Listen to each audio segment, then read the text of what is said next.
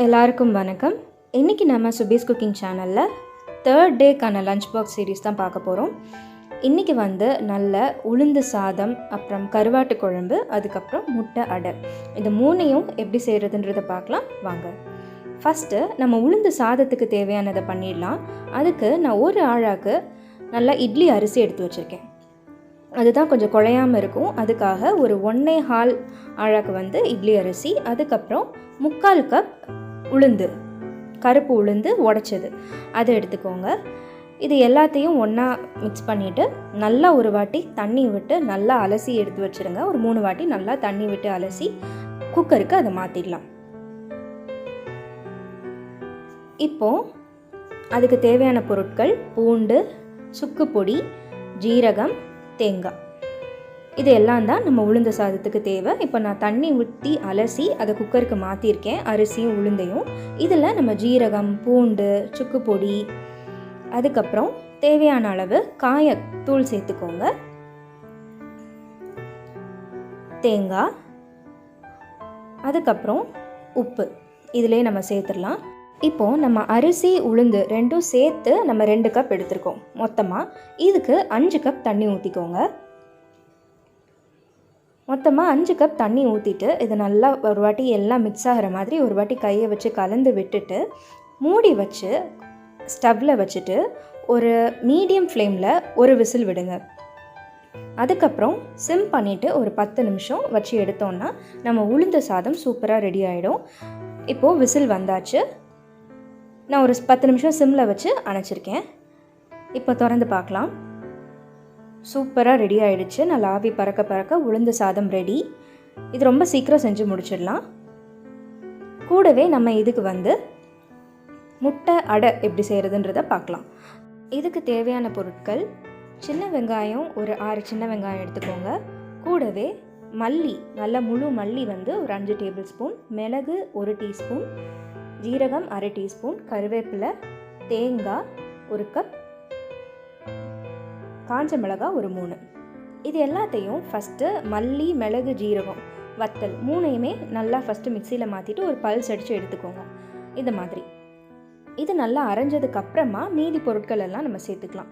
சின்ன வெங்காயம், தேங்காய், கருவேப்பிலை, இதெல்லாத்தையும் கூடவே நம்ம உப்பையும் சேர்த்துடணும். சேர்த்துட்டு மறுபடியும் தண்ணியெல்லாம் ஊற்றாமல் லைட்டாக அரைச்சி எடுத்துக்கோங்க.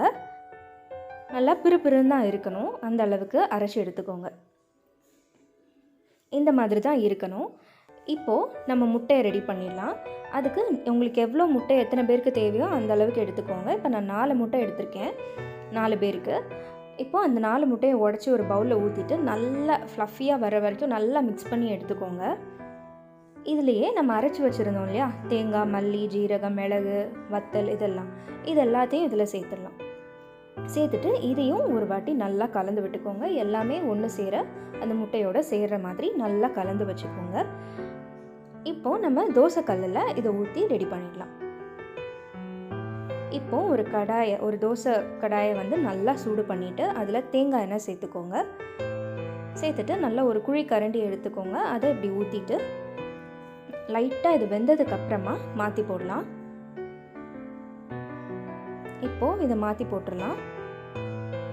இப்படி 2 சைடும் ஒரு 5 நிமிஷம் வேக விட்டு எடுத்தோன்னா முட்டை அடை ரெடி ஆகிடும். இன்னொன்று ஊற்றி காமிக்கிறேன். தேங்காய் எண்ணெய் ஊற்றிட்டு அதில் கொஞ்சம் ஒரே ஒரு குழிக்கரண்டி எடுத்து ஊற்றிட்டு மாற்றி போட்டு 5 நிமிஷம் எடுத்துட்டிங்கன்னா முட்டை அடை சூப்பராகவே ரெடி ஆகிடும்.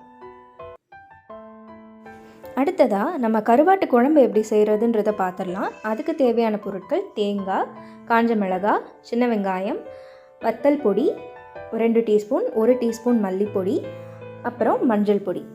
இவ்வளவு தான் தேவை நம்ம கருவாட்டு குழம்புக்கு அரைக்கிறதுக்கு. இப்போது எல்லாத்தையுமே ஒரு மிக்சர் ஜாரில் மாற்றிட்டு நல்லா ஃபைனாக அரைச்சிட்டு வந்துடலாம். இதில் வத்தல் பொடி, மஞ்சள் பொடி, மல்லிப்பொடி இவ்வளவும் சேர்த்துருக்கோம். நம்ம காஞ்ச மிளகாவும் சேர்த்துருக்கோம், சின்ன வெங்காயம் இதெல்லாமே சேர்த்துருக்கோம். இதெல்லாம் சேர்த்து நல்லா அரைச்சி இந்த மாதிரி எடுத்து வச்சுக்கோங்க. கருவாடு, அதுக்கப்புறம் ஒரு 2 முருங்கைக்காவையும் 2 கத்திரிக்காவையும் இந்த மாதிரி நீல வாக்கில் நறுக்கி வச்சுக்கோங்க. இது முறை கருவாடுன்னு சொல்லுவாங்க. இந்த முறை கருவாடு உங்களுக்கு எவ்வளோ வேணுமோ அந்த அளவுக்கு எடுத்துக்கோங்க.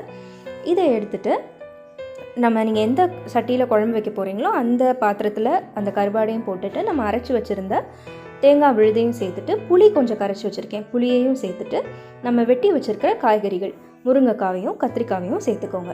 சேர்த்துட்டு தேவையான அளவு தண்ணி, நான் மிக்ஸி ஜாரை கழுவின கொஞ்சம் தண்ணியும் ஊற்றிருக்கேன், அதையும் சேர்த்துட்டு உங்களுக்கு எவ்வளோ தண்ணி வேணுமோ அந்த அளவுக்கு தண்ணி ஊற்றி நல்லா அதை கட்டி இல்லாமல் கரைச்சி வச்சுக்கோங்க.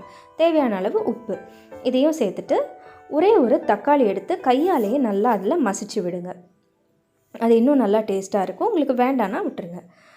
அதையும் போட்டுட்டு கையால் ஒரு வாட்டி நல்லா கலந்து விட்டுட்டு நீங்கள் ஸ்டவ்வை ஆன் பண்ணி கொதிக்க வைக்க வேண்டியதுதான். இப்போ தான் நீங்கள் ஸ்டவ்வை ஆன் பண்ணணும். எல்லாத்தையும் போட்டுட்டு அதுக்கப்புறம் நீங்கள் ஸ்டவ் ஆன் பண்ணிக்கோங்க. ஸ்டவ் ஆன் பண்ணிவிட்டு ஒரு மூடி வச்சு மூடி ஒரு 10 நிமிஷம் விட்டுருங்க. இப்போ திறந்து பார்த்திங்கன்னா நல்லா கொதிச்சிருக்குது. நல்லா இந்த நம்ம கத்திரிக்காய் முருங்கைக்காய் வந்து நல்லா வேகணும், அந்த அளவுக்கு நீங்கள் கொதிக்க விடுங்க. ஒரு வாட்டி நல்லா அலசி விட்டுட்டு இன்னும் ஒரு 10 நிமிஷம் வச்சுருந்தீங்கன்னா ரெடி ஆகிடும்.